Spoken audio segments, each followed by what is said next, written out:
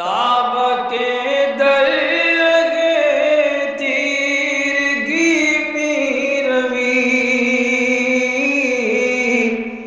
بہر توبہ درائے شباب غوی بشنو از گوش دل مثنوی معنوی در رہے صدق برتا مسمم شوی بشنو از گوش دل مثنوی معنوی در رہے صدق برتا مسمم شوی۔ بسم اللہ الرحمن الرحیم۔ الحمدللہ رب العالمین والصلاة والسلام علی سیدنا و مولانا محمد راحت العاشقین وعلی آلہ و اصحابہ اجمعین، اما بعد۔ گزشتہ ہم پڑھ رہے تھے حضرت بلال کے آخری وقت پر ان کے ساتھ جو معاملہ پیش آیا اور جس طرح سے حالت حضرت بلال کی کمزور ہو گئی، اکڑ گئے، اور دنیا سے جانے سے پہلے جو انسان کی حالت ہوتی ہے کہ انسان ایک دم کمزور ہو جاتا ہے، مڑ جاتا ہے اور حالت اس کی دیگرگوں ہو جاتی ہے۔ اس سے آپ کی زوجہ محترمہ پریشان ہو گئی تھیں اور آپ نے ان کو دلاسا دیا، مختلف باتیں آپ نے کہیں، وہ ہم نے گزشتہ پڑھی۔ اب یہاں پر مولانا روم یہ بتا رہے ہیں کہ موت کی وجہ سے جو انسان کا جسم آخری وقت پر بربادی کی حالت میں چلا جاتا ہے، کمزور ہو جاتا ہے اور بہت ہی خراب حالت ہو جاتی ہے، تو اس خراب حالت ہونے کی وجہ کیا ہے، اس کے پیچھے حکمت کیا ہے، ایسا کیوں ہوتا ہے، وہ بات آج آپ بیان کریں گے۔ کرد ویراں تاکند معمور نر، قوم انبہ بود و خانہ مختصر۔ جسم کو ویران کر دیا تاکہ انسان کو آباد کرے۔ جب بھی گھر تنگ ہو جاتا ہے، گنجائش ختم ہو جاتی ہے، لوگ زیادہ ہو جاتے ہیں، گھر چھوٹا پڑتا ہے، تو گھر بڑا بنانے کے لیے پرانے گھر کو گرا دیتے ہیں۔ وہی حال ہوتا ہے انسانی جسم کا، ویران اس لیے کرتے ہیں تاکہ اس کو آباد کر سکیں۔ قوم انبہ بود، لوگ زیادہ تھے، وہ خانہ مختصر، گھر چھوٹا تھا، یہ حالت تھی۔ اب اس کو بڑا بنانے کے لیے پرانا گھر گرا دیا جاتا ہے۔ من چو آدم بودم اول حب سے کرب، پرشد اکنو نسل جانم شرق و غرب۔ آدم علیہ السلام کا معاملہ بھی ابتدا میں ایسے ہی تھا۔ ایک انسان جب پیدا ہوتا ہے تو وہ جو اسرار و رموز ہوتے ہیں انسان کی روحانی ترقی کے لیے، وہ ابتدا میں اس کے پاس نہیں ہوتے۔ اس کے لیے چھوٹا گھر بھی کافی ہو جاتا ہے۔ پہلے تو ماں کا پیٹ ہی انسان کو کافی تھا، وہیں پر وہ پرورش پا رہا تھا، لیکن جیسے دنیا میں آیا تو جس کمرے میں اس کی پرورش ہو رہی تھی وہ کمرہ ہی اس کو کافی تھا، لیکن اس کے بعد پھر جب وہ بڑا ہوا تو کمرہ کافی نہیں ہوا، ایک گھر کی ضرورت پڑی۔ تو اس طرح سے جیسے جیسے انسان ترقی کرتا جاتا ہے اس کو جگہ تنگ ہوتی جاتی ہے، بڑا گھر چاہیے ہوتا ہے۔ اب کیا ہوتا ہے کہ جب جان عروج پر پہنچتی ہے، اسرار و معارف سے پر ہو جاتی ہے، تو اب یہ دنیا اس کے لیے کافی نہیں ہوتی۔ تو اب اس کو اس دنیا میں جب بسانا ہوتا ہے تو اس دنیا میں اس کا دائرہ تنگ کر دیا جاتا ہے، بیماریاں ڈال دی جاتی ہیں، تکلیفیں دے دی جاتی ہیں، کمزوری کر دی جاتی ہے، کیونکہ اب وہ تنگ و تاریک گھر سے روشن اور وسیع گھر کی طرف منتقل ہونے والا ہے، اور ایسا گھر ہے وہ جس سے مشرق اور مغرب بھی بھر جاتی ہے۔ من گدا بودم دری خانہ چماہ، شاہ گشتم قصر باید بہر شاہ۔ آپ کہتے ہیں کہ حضرت بلال کہتے ہیں کہ پہلے میں ایک گدا تھا، ایک فقیر تھا، ایک معمولی انسان تھا، اور کنویں جیسے اس گھر میں رہ رہا تھا۔ دنیا کیا ہے؟ ایک کنویں جیسا گھر ہے۔ اس گھر میں رہتا تھا اور یہ گھر میرے لیے کافی تھا کیونکہ میں ایک معمولی فقیر تھا۔ شاہ گشتم، پھر میں ان اسرار و رموز کے خزانے اپنے اندر آ جانے کے بعد میں شاہ بن گیا۔ قصر باید بہر شاہ، اور جب شاہ ہوتا ہے تو اس کو تو قصر چاہیے، محل چاہیے۔ معمولی جھوپڑی، معمولی کنویں جیسے تاریک گھر میں وہ کہاں سے رہ پائے گا؟ خس رہا خود مر شہارا مانسست، مردرا خانہ و مکان گورے بسست۔ اور شاہوں کے لیے یہ گھر کافی نہیں ہوتے، ان کے لیے تو قلعے چاہیے۔ یہ چھوٹے چھوٹے گھر شاہوں کے لیے کہاں کافی ہوتے ہیں؟ ان کی اپنی سیکورٹی ہے، ان کا اپنا عملہ ہے، ان کی اپنی حفاظتی دستہ ہے، اور بہت سارے جو ہے سپاہی ہیں، دیگر ضروریات ہیں۔ ہر چیز کے لیے ایک بڑا پیلس جہاں پر سیکورٹی فل ٹائٹ ہو چاہیے۔ پہلے کے دور میں قلعے بنائے جاتے تھے، تو قلعے چاہیے ہوتے ہیں اور بادشاہ وہیں پر رہ سکتے ہیں۔ لیکن جو مردہ ہے، جس کی کوئی حیات نہیں ہے، جس زندگی نہیں ہے، اس کو تو ایک قبر ہی کافی ہے۔ تو جیسے جیسے انسان مردگی سے زندگی کی طرف بڑھتا ہے، ویسے ویسے اس کو مکانیت زیادہ ضرورت پڑتی رہتی ہے۔ جو لوگ دنیا میں رہ کر مردے کی طرح کی زندگی گزار رہے ہیں، چلتے پھرتے مردہ، مطلب وہ لوگ جو دنیا میں اپنا دل لگائے ہوئے ہیں، دنیا ہی کو اپنا اصلی گھر سمجھتے ہیں، وہ لوگ دل کے مردہ ہیں۔ ایسے لوگوں کو ایک چھوٹا سا گھر یا ایک قبر جیسا اندھیرا ٹھکانہ بھی ان کے لیے کافی ہے، کیونکہ وہ مردہ ہیں۔ تو دنیا ویسی ہے، اسی لیے وہ دنیا ہی حاصل کرنے میں لگے ہوئے ہوتے ہیں۔ دنیا حقیقتاً دیکھا جائے تو اس عالم کے سامنے بالکل ایک قبر کی طرح چھوٹی سی، ایک تنگ و تاریک، اور جو دنیا دار ہے وہ مردے کی طرح ہے، اس کے لیے تنگ و تاریک گھر کافی ہے، وہ اسی میں خوش رہے گا اور وہی حاصل کر کے اکڑے گا۔ لیکن جو روحانیت کے بلند مقام پر چلا جاتا ہے، اس کو یہ تنگ و تاریک گھر میں وہ نہیں رہ پاتا، اس کو وسیع و عریض اور کشادہ ہوادار روشن دان والا مکان چاہیے، اور یہ دنیا وہ نہیں ہے۔ انبیارا تنگ آمد ای جہاں، چوں شہاں رفتند اندر لامکاں۔ انبیاء کے لیے بھی وہ ایک مقصد کے تحت دنیا میں آئے تھے، لیکن دنیا میں رہنا چاہتے نہیں تھے۔ ان کو ایک ذمہ داری دے کر بھیجا گیا تھا، اس لیے وہ دنیا میں رہ رہے تھے۔ جیسے ہی ان کا کام ختم ہو گیا تو ان کے لیے دنیا تنگ ہو گئی، اور وہ جلدی سے اس دنیا سے چلے گئے لامکان کی طرف۔ مردگارا ای جہاں بنمود فر، ظاہرش زفتو بمانا تنگ تر۔ جو مردہ قسم کے لوگ ہیں، جن کا دل مردہ ہو چکا ہے، جو دنیا داری میں پھنس چکے ہیں، ان کو یہ دنیا شان و شوکت والی دکھائی گئی ہے۔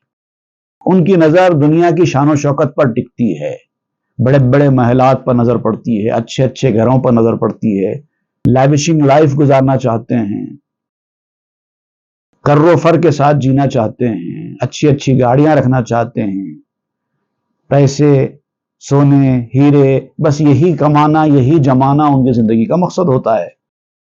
تو دنیا ان کو شان و شوکت والی جگہ دکھائی دیتی ہے، جس کا ظاہر تو وسیع ہے، کیونکہ جس کی نظر چھوٹی ہے اس کے لیے اس کے اندر ہی وسعت ہے۔ چھوٹا معمولی معصوم بچہ ہے، اس کے لیے اگر گھر ہی ہے، گھر ہی بہت بڑی چیز ہے، اس کے لیے دنیا ہے گھر ہی۔ لیکن جو بڑا آدمی ہوتا ہے اس کو پتا ہے کہ یہ گھر بڑی دنیا نہیں ہے۔ ہمارے گھر کی طرح ہمارے شہر میں کروڑوں گھر ہے، ہمارا گھر بڑا کہاں ہے؟ شہر کو دیکھو کتنا بڑا ہے۔ پھر جس کی نظر اور بڑھ جاتی ہے وہ تو شہر بھی چھوٹا دکھائی دیتا ہے اس کو، وہ تو ریاست اور ملک کی نظر میں دیکھتا ہے۔ ہمارا ملک تو چھوٹا ہے، ہمارا ملک اتنا بڑا ملک ہے، لیکن پوری دنیا کا بڑا ملک کہاں ہے؟ کئی بڑے بڑے ملک موجود ہیں ہمارے ملک سے بڑے۔ اس طرح سے جیسے جیسے اس کی نظر بڑھتی جاتی ہے، اس کو اپنی چیز چھوٹی لگنے لگتی ہے۔ تو دنیا کا معاملہ بھی ایسی ہے، اس کا ظاہر وسیع ہے۔ دنیا دیکھنے والوں کے لیے دنیا بہت بڑی ہے، لیکن اس دنیا کو دیکھنے والوں کے لیے حقیقتاً دنیا بہت تنگ ہے۔ گر نبود تنگ ای افغانز چیست، چون دو تاشت ہر کے دروے بیش زیست۔ اگر دنیا تنگ نہ ہوتی، میں تم کو کہہ رہا ہوں کہ دنیا تنگ ہے، لیکن تم کو یہ بات سمجھ میں نہیں آ رہی ہے، تم سمجھتے ہیں دنیا بڑی وسیع ہے۔ تو آپ کہتے ہیں کہ اگر دنیا تنگ نہ ہوتی تو دنیا کی یہ چیخ و پکار بھی نہ ہوتی۔ اب کیا بات، اگر دنیا تنگ نہ ہوتی تو دنیا میں چیخ و پکار نہ ہوتی، اس کا مطلب کیا ہے؟ اس کا مطلب یہ ہے کہ ایک میں آپ کو مثال دے کے سمجھاتا ہوں۔ چار بھوکے بیٹھے ہوئے ہیں، بہت شدت کی بھوک لگی ہے، اور اتنا ہی کھانا ہے کہ ایک آدمی کو بس ہو سکتا ہے، اور سب کھانا چاہتے ہیں، تو کیا ہوگا؟ کھانے کی طرف چاروں لپکیں گے، ہر آدمی کھانا حاصل کرنے کی کوشش کرے گا، اس میں جھگڑے ہوں گے، چیخ پکار ہوگی، سب ہوگا، رسہ کشی ہوگی، دھکم پیل بھی ہو سکتی ہے، مارا ماری بھی ہو سکتی ہے، کیونکہ کھانا کم ہے، بھوکے زیادہ ہیں، تو کہیں گے کھانا تنگ ہے اسی لیے چیخ و پکار ہو رہی ہے۔ اگر 4 آدمی موجود ہیں اور 2000 آدمی کا کھانا موجود ہے اور طرح طرح کی ڈشز موجود ہیں، وہاں کوئی چیخ و پکار ہوگی؟ آرام سے سکون سے کھائیں گے لوگ۔ تو دنیا میں جو چیخ و پکار ہو رہی ہے، لڑائی جھگڑے ہو رہی ہے، دھینگا مشتی ہو رہی ہے، ایک ایک اینچ زمین کے لیے جھگڑے ہو رہے ہیں، مال دولت کمانے کے لیے لوگ ایک دوسرے کو دھوکہ دے رہے ہیں، یہ خود اس بات کی علامت ہے کہ دنیا تنگ ہے۔ چوں دوتا شد ہر کے دروے بیش زیست۔ اگر یہ دنیا تنگ نہ ہوتی تو جو اس میں زیادہ جینے والا ہوتا ہے اس کی کمر ڈھلک نہیں جاتی تھی۔ اگر دنیا زندگی بخشنے والی جگہ ہوتی تو جو آدمی دنیا میں جتنا جی رہا ہے وہ اتنا زیادہ طاقتور ہوتا جاتا تھا، لیکن آپ دیکھیں گے دنیا میں جو آدمی جتنا زیادہ جیتا ہے اتنا کمزور ہوتا چلا جاتا ہے۔ جوان آدمی طاقتور ہے، بوڑھا آدمی کمزور ہو گیا ہے، ایسا کیوں ہو رہا ہے؟ ہونا تو یہ چاہیے کہ جوان کمزور ہو اور بوڑھا طاقتور ہو جائے، کیونکہ اس نے دنیا میں زیادہ جیا ہے، لیکن ایسا نہیں ہوتا۔ یہ سب اس بات کی علامتیں ہیں کہ دنیا تنگ و تاریک مقام ہے۔ در زمان خواب چوں آزاد شد، زاں مکاں بنگر کے جاں چوں شاد شد۔ نیند کی حالت میں جب انسان کا تعلق جسم کے ساتھ عارضی طور پر ٹوٹ جاتا ہے، اس کی روح آزاد ہو جاتی ہے، تب اس کو سمجھ میں آتا ہے کہ دنیا کتنی تنگ اور تاریک ہے، کیونکہ وہ اپنی روح کے ساتھ آزاد بہت گھومتا ہے۔ کئی لوگ تو خواب دیکھتے ہیں کہ چاند کے آگے چلے گئے ہیں، آسمانوں میں اڑ رہے ہیں، زمین ان کو اتنی چھوٹی دکھائی دے رہی ہے، اتنی اوپر چلے جاتے ہیں۔ پھر جب خواب سے بیدار ہوتے ہیں، پھر جسم کے ساتھ ان کا تعلق جو جاتا ہے، پھر جہاں تھے وہیں۔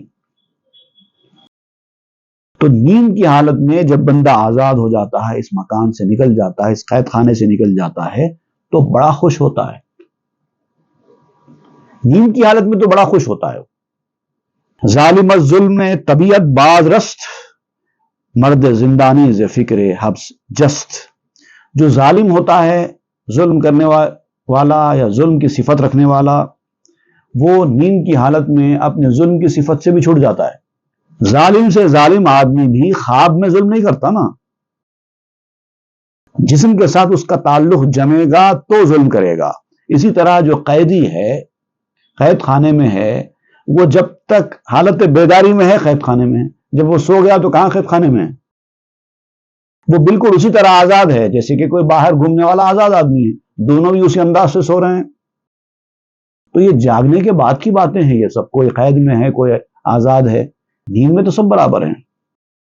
ای زمین و آسمان بس فراخ، سخت تنگ آمد بہنگام مناخ۔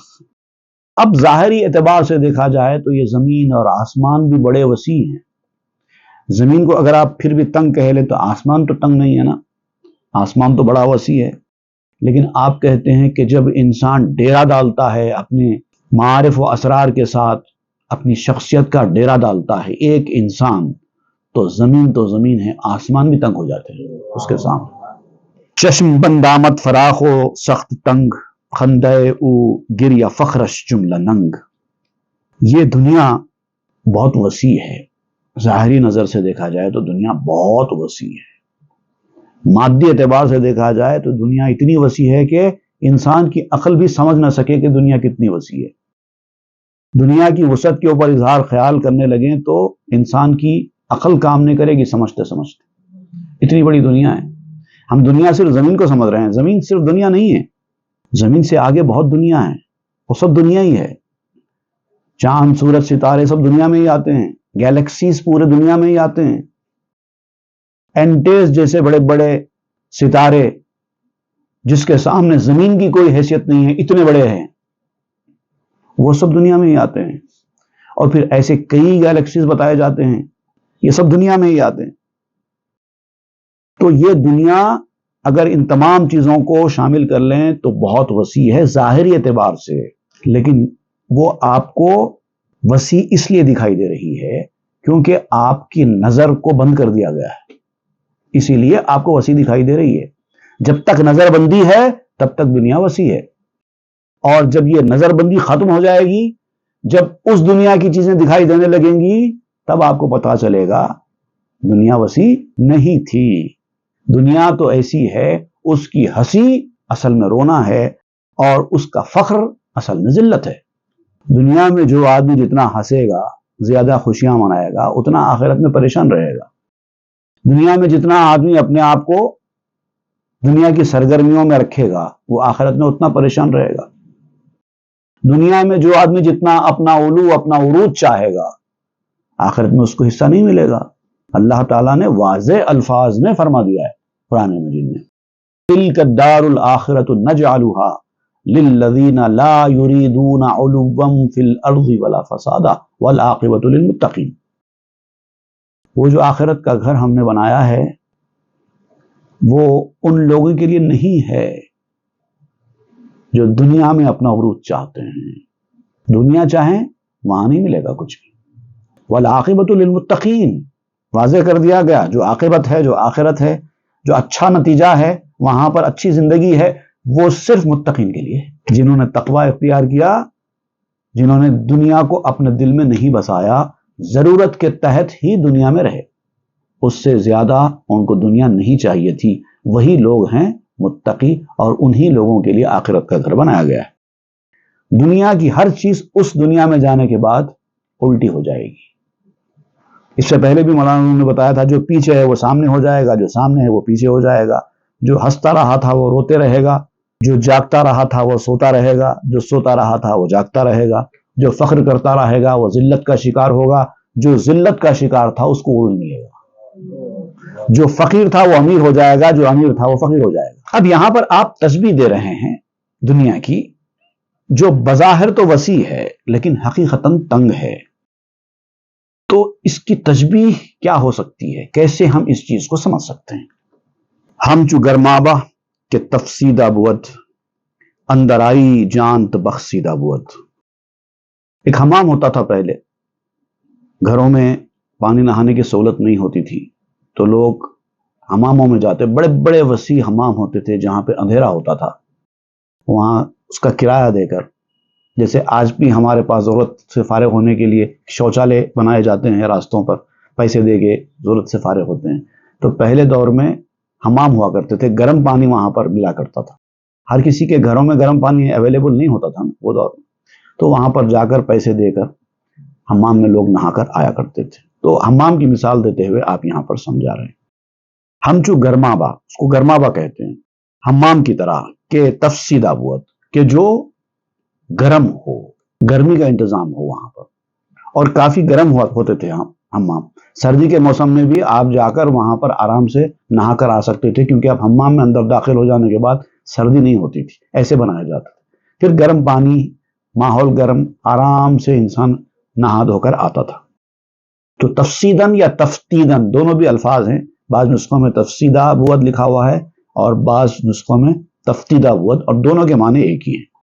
تو ایسے حمام جو گرم ہو، اس کی طرح بالکل کہ تم اندر آتے ہو نہانے کے لیے، لیکن اندر آنے کے بعد حالانکہ حمام بڑے ہوتے ہیں لیکن تمہاری جو جان ہے وہ کمفرٹیبل نہیں ہوتی تھی حمام میں. جب تک انسان نہا دھو کر باہر نہ نکل جائے فریش نہیں ہوتا تھا. ایسے ہوتے تھے حمام.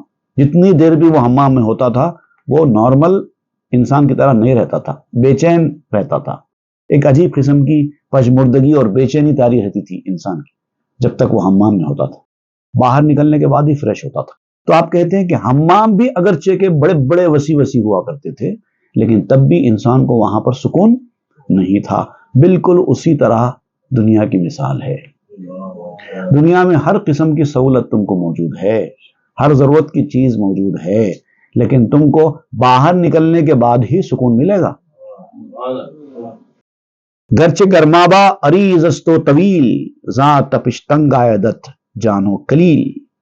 چاہے کتنا ہی عریض، چوڑا، طویل، لمبا ہو حمام، لیکن وہاں کی جو گرمی ہوتی نا، اس گرمی سے تمہاری جان تنگ ہو جاتی ہے، عاجز آ جاتی. تابرون آئی نہ بکشایت دلت، پس سود آمد فراخی منزلت.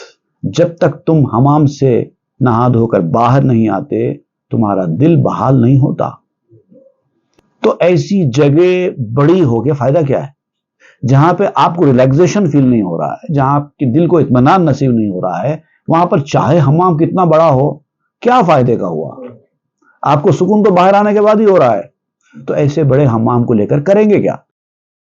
یا کہ کفش تنگ پوشی اے روی در بیابان فراخ میروی، یا پھر ایک دوسری مثال آپ دے رہے ہیں کہ اے گمراہ انسان، اگر تو یہ بات نہیں سمجھتا ہے تو ایک اور مثال میں تجھے دیتا ہوں۔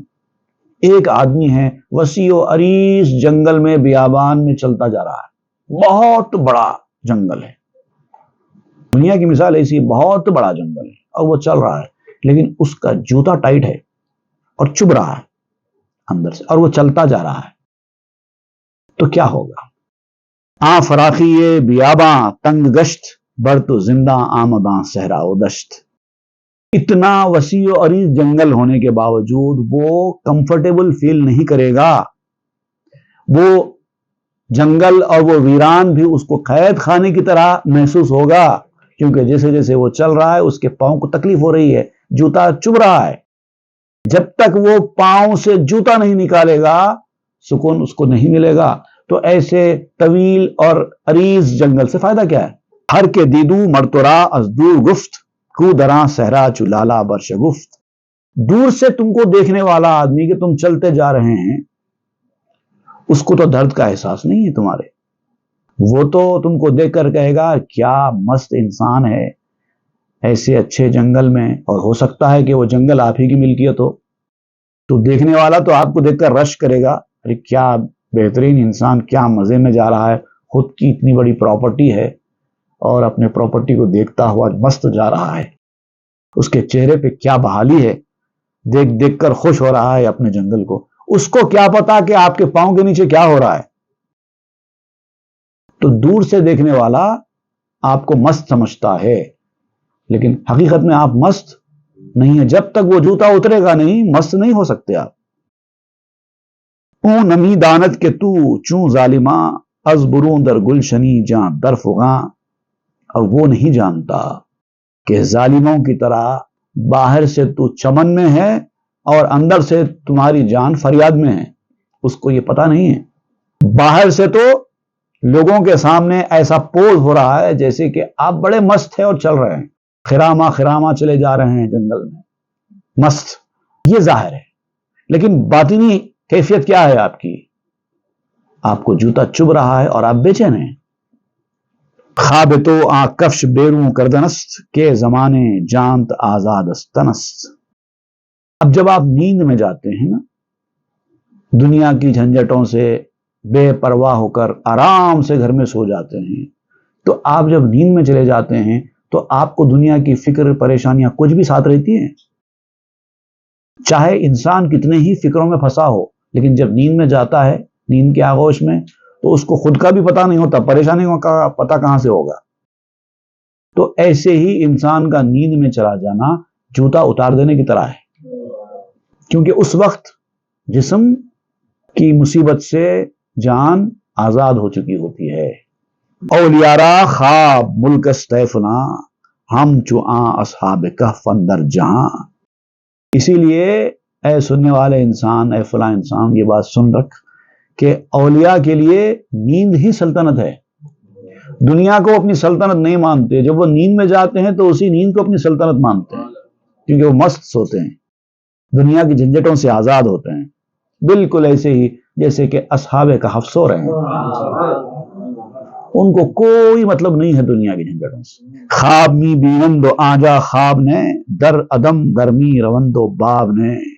اور جو خواب دیکھتے ہیں، خواب کے اندر اگر آپ چلے جائیں تو آپ کو وہاں پر نیند نہیں ہے، یہاں پر آپ کو نیند کی ضرورت ہے، تھکن دور کرنے کی ضرورت ہے، نیند چاہیے۔ 2 دن سے نیند برابر نہیں ہوئی، کسی چیز میں دل نہیں لگ رہا ہے، سونا چاہتا ہوں، فوری سو جانا چاہتے ہیں۔ دنیا میں آپ کو جب آپ نیند میں نہیں ہیں تو آپ کو نیند چاہیے تھکن دور کرنے کے لیے۔ خواب میں جب آپ چلے جاتے ہیں، گھومتے ہیں، دنیا جہاں کی سیر کرتے ہیں، مگر نیند نہیں چاہیے تھکن دور کرنے کے لیے، کیونکہ اس دنیا میں جانے کے بعد آدمی تھکتا نہیں ہے، بلکہ جو تھکن ہوتی ہے وہ بھی اتر جاتی ہے۔ جو اولیاء کرام اپنی نیند کی حالت میں جب جاتے ہیں تو عدم کی دنیا میں چلے جاتے ہیں، اور وہ ایسی دنیا ہے جہاں پہ کوئی دروازہ ہی نہیں۔ خانہ تنگو دروں جہاں چنگلوک کرد ویراں تاکنت خسر ملوک۔ جان انسان کی اس وقت اٹیرن میں ہو جاتی ہے۔ اٹیرن ہندی زبان کا لفظ ہے، شاید لوگ سمجھ جائیں اس لیے میں ہندی استعمال کر رہا ہوں۔ اس کو اردو میں اصل میں ایسی حالت کو کہتے ہیں کہ جو انسان کسی میں چیز میں جا کر پھنس جائے، کچھ نہیں کر سکتا، ایک قسم کی معذوری، ایک قسم کی مجبوری، پھنسا ہوا آدمی، کمزور آدمی، خستہ آدمی، وہ ہوتا ہے اٹیرن۔ اس میں پھنس جاتی ہے جان انسان کی جب گھر تنگ ہوتا ہے، بے چین ہو جاتا ہے آدمی۔ اگر اس کو چھوٹے سے ایک حصے میں لے جا کر چھوڑ دیا جائے یا جیل کی کال کوٹری میں چھوڑ دیا جائے، کیا حالت ہوتی ہے انسان کی؟ تھوڑی دیر کے لیے صرف تصور کر کے دیکھیے۔ جو لوگ ایسی حالت میں پہنچ جاتے ہیں، دنیا کو ایسا سمجھنے لگتے ہیں، ان کا دل وسیع ہو چکا ہے، ان کی روح طاقتور ہو چکی ہے، وہ اسرار و معارف کا خزانہ بن چکے ہیں، اب اس حالت میں وہ دنیا میں کہاں رہ پائیں گے؟ دنیا میں جتنا رہیں گے ان کو ایسا محسوس ہوگا جیسے مجھے پھنسا دیا گیا ہے۔ اٹیرن جو ہے کشتیوں کی ایک چال کا بھی نام ہے۔ جب لوگ کشتی لڑتے ہیں تو سامنے والے اپوننٹ کو وہ اس طرح سے دبا دیتا ہے چاروں طرف سے کہ اب وہ حرکت بھی نہیں کر سکتا، اس چال کا نام بھی ہے اٹیرن۔ چنگ لوکم چوں جنین اندر رحم نہ مہے گشتم شدی نخلا مہم۔ اب حضرت بلال یہاں پر کہہ رہے ہیں کہ اے میری اہلیہ، تم مجھے بار بار کہتے ہو کہ میں دنیا سے چلا جا رہا ہوں، تمہاری زندگی خراب ہو جائے گی یا جدائی ہو جائے گی، اس طرح سے باتیں مت کرو، میں اس دنیا میں رہ کر اس اٹیرن میں ہوں، مجھے کھلنے دو، میں بالکل ایسے ہی اس اٹیرن میں ہوں، اس حالت میں پھنسا ہوا ہوں، حرکت بھی نہیں کر سکتا، بالکل ایسے ہی جیسے کہ بچہ ماں کے پیٹ میں ہوتا ہے۔ اچھا، پھر اٹیرن میں ایک اور ایک کیفیت بھی ہوتی ہے۔ جب کشتی لڑنے والا جب اپنے اپوننٹ کو اٹیرن میں ڈال دیتا ہے تو اس کی پوری باڈی ٹیڑھی میڑھی ہو جاتی ہے، ہاتھ ایسے ہو جاتے ہیں، سر ایسا ہو جاتا ہے، بالکل اس کی جو نارمل حالت ہے وہ حالت میں نہیں رہتا ہوں۔ چھوٹا بچہ ماں کے پیٹ میں بھی تو ایسے ہی رہتا ہے، پھنسا ہوا، نیچے کی طرف سر، اوپر کی طرف پاؤں، بالکل چھوٹی سی جگہ میں اپنے ہاتھ پاؤں سکڑے ہوئے، بالکل چھوٹا ہوا، اس طرح سے ہوتا ہے۔ بالکل رحم میں بچے کی طرح ہوں میں اس وقت، اور مجھے 9 مہینے ہو چکے ہیں رہتے رہتے، اب مجھے تو نکلنا ہی ہوگا نا۔ ایسے وقت پر نکلنا اس دنیا سے ضروری ہے۔ گر نباشت درد زہ برمادرم من دری زندہ میانے آزرم۔ اگر اس سچویشن میں بھی کہ جب کہ بچہ مکمل طور پر پیدا ہونے کے قابل ہو چکا ہے، ایسے وقت پر اگر میری ماں کو درد زہ ہی نہ ہو تو میری تو حالت خراب ہو جائے گی۔ بچہ اگر کامل ہو جائے ماں کے پیٹ کے اندر، اپنے دن پورے کر لے، اس کے بعد فوری اس کی ڈیلیوری ہو جانا چاہیے، اور اگر وہ نہ ہو تو بچے کی جان کو خطرہ ہوتا ہے۔ تو آپ کہتے ہیں میری حالت بھی ایسی ہی ہے دنیا میں رہ کر، میں اس قید خانے سے آگ میں چلا جاؤں گا اپنے آپ میں، اگر اس دنیا سے نہ جاؤں تو مجھے جانا ہی ہے۔ مادر تبام ز درد مرگ خیش می کند زہ تا رہت براز میش۔ میری جو طبیعت کی ماں ہے، میرے مزاج کی، میری فطرت کی جو میری ماں ہے، وہ اپنی موت کے درد کی وجہ سے درد ذہ میں ہے، اور ایسے میں ضروری ہے کہ بھیڑ کا بچہ بھیڑ سے باہر نکل آئے۔ اب کوئی چارہ نہیں ہے۔ بچہ بھی جب پیدا ہوتا ہے تو دنیا میں آنا نہیں چاہتا، اور ہوتا ہے مجھے دنیا میں کیوں لایا گیا، ماں کے پیٹ میں مزے میں تھا، لیکن جو بچہ باہر کی دنیا دیکھ لیتا ہے وہ فوری آ جانا چاہتا ہے، کیونکہ اس کو پتا چل جاتا ہے کہ یہ تنگ و تاریک دنیا ہے، یہ اٹیرن ہے، یہاں سے نکل جاؤ فوری۔ تاچرد آ برہ در صحرائے سبز ہی رحم بکشا کے گشتاں برہ گبز۔ تاکہ وہ بھیڑ کا بچہ ہرے بھرے میدان میں باہر نکل کے آ جائے گھاس چگنے کے لیے۔ اب وہ ماں سے پکارتا ہے میری ماں اپنے رحم کو کھول دے تاکہ میں باہر نکلوں، کیونکہ اب وہ بچہ بڑا ہو چکا ہے، فربا ہو چکا ہے، موٹا ہو چکا ہے، وہ باہر نکلنا چاہتا ہے۔ تو جو لوگ کامل ہو چکے ہیں وہ باہر نکلنے سے نہیں ڈرتے، جو ناقص ہیں، ابھی اپنی عمر کو نہیں پہنچے ہیں، ان کے لیے یہ سب خوف ہے. اور جتنے لوگ دنیا میں موت سے خوف میں مبتلا ہوتے ہیں وہ اسی طرح کے ہیں جو ابھی کامل نہیں ہوئے ہیں. درد زہ گر رنج آبستاں بود بر جنی اشکستن زندہ بود. یہ جو درد زہ ہوتا ہے، ڈیلیوری سے پہلے کے درد کو کہتے ہیں نا درد زہ، اگرچہ حاملہ عورت کے لیے تکلیف کا موجب ہوتا ہے، لیکن بچے کے لیے تو اچھی چیز ہے، کیونکہ اسی درد کی وجہ سے تو وہ باہر آ رہا ہے. ماں کو تکلیف تو ہوتی ہے، اور ماں کی تکلیف کا جو احساس ہے وہ تو خود قرآن مجید میں بتایا گیا ہے. قرآن مجید کی سورہ الاحقاف کی ایک آیت میں ماں باپ کی اہمیت بتاتے ہوئے خاص طور سے ماں کی اہمیت بتائی گئی ہے، اور اس میں یہی بات بیان کی گئی ہے، وَوَصَّيْنَا الْإِنسَانَ بِوَالِدَيْهِ إِحْسَانًا. ہم نے انسان کو اپنے والدین کے ساتھ اچھا سلوک کرنے کا حکم دیا ہے، وصیت کی ہے. اللہ تعالیٰ فرما رہا ہے اپنے والدین کے ساتھ اچھا سلوک کرو. اور اس کے بعد خاص طور سے پھر والدہ کا ذکر کیا گیا اور یہی بات بتائی گئی، حملتہ امہ کرہا ووضعتہ کرہا. کیونکہ اس کی ماں نے اس کو 9 مہینے تکلیف کے ساتھ اپنے پیٹ میں رکھا اور پھر تکلیف برداشت کرتے ہوئے اس کو جنما. یہ ایک ایسا سبب ہے کہ اس کے ساتھ اچھا سلوک کرنا چاہیے. پھر اس کے بعد وحملہ وفصالہ 3 شہرا، پھر اس کو پالا پوسا اور دودھ پلایا 30 مہینے تک. 30 مہینے 2.5 سال تک پھر اس کو دودھ بھی پلایا. پھر اس کے بعد وہی کنٹینیویشن ہے، گزشتہ کے ایپیسوڈ میں ہم نے 40 سال کے حوالے سے جو بات کہی تھی وہ اسی آیت میں ہے. فلما بلغ اشدہ وبلغ 70 سنۃ، پھر جب وہ میچورٹی کی ایج کو پہنچ گیا اور 40 سال اس کے مکمل ہو گئے، قال ربی اوزعنی ان اشکر نعمتک التی انعمت علی وعلی والدی وان اعمل صالحا ترضاہ واصلح لی فی ذریتی انی تبت الیک وانی من المسلمین. بہرحال تو یہ ماں کی جو تکلیف ہے درد ذہ کی، اس کا ذکر قرآن مجید میں بھی آیا ہے. لیکن یہ ماں کے لیے تو تکلیف دہ مرحلہ ہے، لیکن بچے کے لیے تو اچھا مرحلہ ہے، کیونکہ وہ دنیا اب اس کی شروع ہونے والی ہے. حاملہ گریاں زہ کین المناس واں جنی خنداں کے پیش آمد خلاص. حاملہ عورت تکلیف کی وجہ سے روتی ہے کہ کب یہ تکلیف سے میں نجات حاصل کروں، کب خلاصی پاؤں اس تکلیف سے. امید میں رہتی ہے کہ کب یہ وضع حمل ہو جائے اور میں تکلیف سے نجات پا جاؤں. لیکن بچہ اندر ہی اندر، باہر آنے کے بعد تو وہ ایک فطری چیز ہے رونا اس کا، لیکن اندر ہی اندر وہ ماں کے پیٹ میں تو خوش رہتا ہے کہ چلو مجھے اس اٹیرن سے چھٹکارا ملنے والا ہے، اب دنیا میں جانے والا ہوں. زبان حال سے بچہ اتنا سمجھدار نہیں ہوتا کہ اس وقت خوشی اور غم کا احساس کر سکے. زبان حال کہتے ہیں اس کو، کیونکہ اس کی زندگی تو شروع ہونے والی ہے. ہر چے زیر چرخ ہستند امہات از جماد و از بہیمہ وز نبات ہر یہ کہ از درد غیر غافلند جس کسانے کے نبی ہو عاقلند. جتنے بھی مائیں ہیں دنیا میں، انسانوں کی ہی نہیں بلکہ جمادات کی، حیوانات کی، نباتات کی، ہر کسی کی ماں ہوتی ہے. جس میں جان ہے ہر اس کی ایک ماں ہے جہاں سے وہ جنما ہے. تو آسمان کے نیچے جتنی بھی مائیں ہیں، انسانوں کی، جمادات کی، نباتات کی، حیوانات کی، سب کی مائیں ہیں، ایک دوسرے کے درد سے غافل ہیں. جس کا درد اسی کو پتا ہے. یہ درد کی ایک خصوصیت ہوتی ہے، جس کو درد ہوتا ہے اسی کو اس درد کا پتا ہوتا ہے. دوسرے اس کے درد کو سمجھ نہیں سکتے سوائے ان لوگوں کے جو خبردار اور عقل مند ہیں، وہ دوسرے کو درد کو بھی سمجھتے ہیں.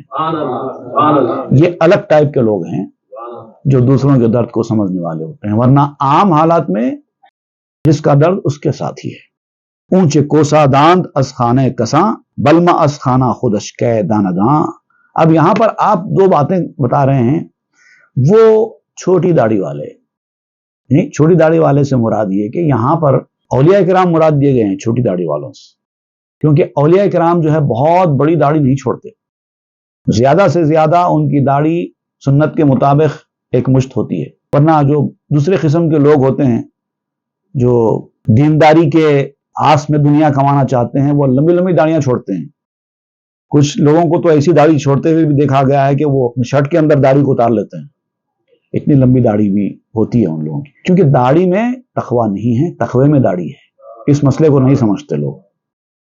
صرف داڑھی چھوڑنے سے کوئی متقی پرہیزگار نہیں بن جاتا۔ ویسے بھی داڑھی کے حوالے سے بہت کچھ لکھا گیا ہے۔ سنت قولی اور سنت فعلی کا فرق ہے۔ حدیث جہاں پر داڑھی چھوڑنے کا حکم دیا گیا ہے کہ داڑھی بڑھاؤ، اس میں کتنی داڑھی بڑھاؤ کی کوئی شرط نہیں ہے، صرف داڑھی چھوڑو بس۔ فقہ میں داڑھی موڑنے کو بعض فقہاء نے مکروہ تحریمی لکھا ہے اور بعض فقہاء نے تو حرام لکھا ہے۔ داڑھی موڑنے والا فاسق ہوتا ہے، اس طرح سے لکھا گیا ہے۔ لیکن بہرحال یہ داڑھی موڑنے کے بارے میں ہے، داڑھی کتنی رکھنا چاہیے اس کے بارے میں کوئی حکم نہیں ہے کسی حدیث میں۔ البتہ حضور صلی اللہ علیہ وسلم کی سنت بتائی گئی ہے کہ آپ ایک مشت داڑھی رکھتے تھے، ایسے داڑھی کو پکڑتے تھے اور نیچے سے اس کو کاٹ دیتے تھے۔ تو یہ حضور صلی اللہ علیہ وسلم کا عمل ہے، سنت ہے، مسنون عمل ہے۔ اس لیے اکثر علماء، فقہاء، اولیاء سب اس سنت پر عمل کرتے ہیں۔ لیکن اس کے بارے میں کہا گیا ہے کہ چونکہ یہ سنت فعلی ہے، قولی نہیں ہے، اس لیے یہ سنت قولی کے درجے کو نہیں پہنچتی۔ اسی لیے اس کے بارے میں اولیاء کرام کا موقف یہ ہے کہ داڑھی چھوڑنا مطلقاً ضروری ہے، موڑنا حرام ہے، ایک مشت داڑھی رکھنا مسنون عمل ہے، بس اتنا۔ اب اس کے بعد چھوڑنا جائز ہے، اس سے بڑی کر دینا تو جائز ہے، ناجائز نہیں ہے۔ جتنی چاہے چھوڑ دیں، بالکل ہی نہ کاٹیں، وہ بھی جائز ہے۔ لیکن بہرحال اولیاء کرام ویسی داڑھی اکثر و بیشتر نہیں رکھتے، تو اس لیے آپ یہاں پر اولیاء کرام کو ریفر کرنے کے لیے چھوٹی داڑھی والے کہہ رہے ہیں، اور جو دیگر لوگ ہوتے ہیں ان کی داڑیاں بڑی ہوتی ہیں۔ تو یہاں پر اولیاء کرام کی طرف ریفر کرتے ہوئے مولانا روم کہتے ہیں کہ چھوٹی داڑھی والے۔ تو جو چھوٹی داڑھی والے، چگی داڑھی والے ہوتے ہیں، وہ لوگوں کے بارے میں اچھا جانتے ہیں۔ وہ اس طرح کے لوگ ہوتے ہیں جو لوگوں کے درد سے خبردار ہوتے ہیں، ان کے درد کو اپنا درد سمجھ کر ان کے درد کو دور کرنے کی کوشش کرتے ہیں، ان کے درد کو سمجھتے ہیں کہ کس مصیبت سے وہ لوگ گزر رہے ہیں۔ اور یہ لمبی داڑھی والے، ان کو خود کے گھر کے بارے میں پتہ نہیں ہوتا، کیونکہ وہ دکھاوے والے لوگ ہیں، حقیقی اولیاء نہیں ہیں، دکھاوے والے۔ اونچے صاحب دل بے داند حال تو زحال خود ندانی اے امو، اے میرے چچا، تم خود اپنے دل کے بارے میں نہیں جانتے اتنا جتنا وہ لوگ تمہارے دل کے بارے میں جانتے ہیں۔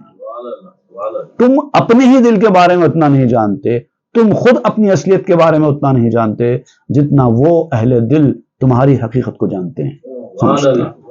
اونچے بینت در جبینت اہل دل کے ببینی در خود اے از خود خجل، اے اپنے آپ سے شرمندہ ہونے والے انسان، تو شرمندہ تو ہے لیکن تو خود جانتا نہیں ہے کہ تو کیا ہے، کون ہے، کیا کر رہا ہے، تیری حالت کیا ہے۔ لیکن جو صاحب دل ہوتا ہے وہ تیری پیشانی کو دیکھ کر پہچان لیتا ہے۔ کچھ لوگ اپنے آپ کو بڑا اچھا سمجھتے ہیں اور کہتے ہیں کہ ہم تو بڑے اچھے ہیں، میں اچھا ہوں، میں اچھا، لیکن دل والا دیکھ کر پہچان جاتا ہے کہ یہ کتنا اچھا ہے اور کتنا خراب ہے۔ اور کچھ لوگ ایسے ہوتے ہیں جو اپنے آپ کو بڑا خراب بولتے ہیں، لیکن جو صاحب دل ہوتا ہے وہ سمجھ جاتا ہے کہ یہ عاجزی سے بول رہا ہے۔ دل والا پہچانتا ہے، آپ بھی اپنے آپ کو اتنا نہیں پہچانتے۔ اب آپ یہاں پر اس بات پر زور دے رہے ہیں کہ غفلت اور سستی جب انسان کے اوپر طاری ہوتی ہے وہ ایک قسم کی تاریکی ہے، اور یہ تاریکی کا جو اصل سبب ہے وہ انسان کا جسم ہے۔ جسم کی وجہ سے یہ تاریکی چھاتی ہے، غفلت چھاتی ہے، اور وہ جسم انسان کا اس زمین سے تعلق رکھنے والا ہے، عالم سفلی سے تعلق رکھنے والا ہے، عالم علوی سے تعلق رکھنے والا نہیں ہے۔ تو اپنے جسم سے اپنی روح کا تعلق مضبوط مت رکھو، روح کو روح رہنے دو، وہ اصلیت ہے۔ جسم کو صرف ایک سواری کے طور پر استعمال کرو تو جسم کی خرابیوں کا اثر روح پر نہیں پڑے گا۔ اس کے تعلق سے بڑی اچھی کام کی باتیں بیان کریں گے انشاءاللہ، وہ ہم آئندہ کے درس میں پڑھیں گے۔ وصلی اللہ تعالی علی خیر خلق سیدنا محمد وآلہ وصحبہ اجمعین والحمد للہ رب العالمین۔ تاب کے در لگے تیرگی میں روی، بہر توبہ درائے شباب غوی، بشنو از گوش